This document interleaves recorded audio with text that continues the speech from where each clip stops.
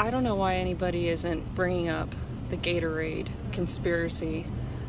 So this is $1.49. It may be a different price regularly for your 32-ounce Gatorades, but why I'm saying 32 ounces is because this is 28 ounces.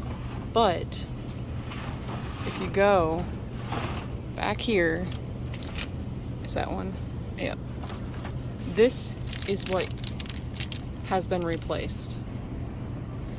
So these are 32 ounces, and these are 28 ounces.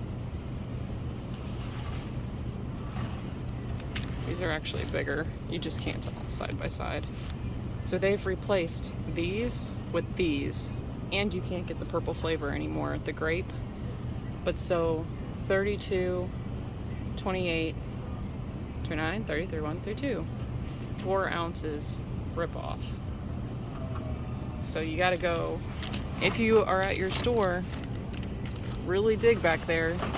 I personally appreciate them hiding it, because that's how I know that none of the tourists are just gonna buy it thinking, oh yeah, I'm just gonna get one of these.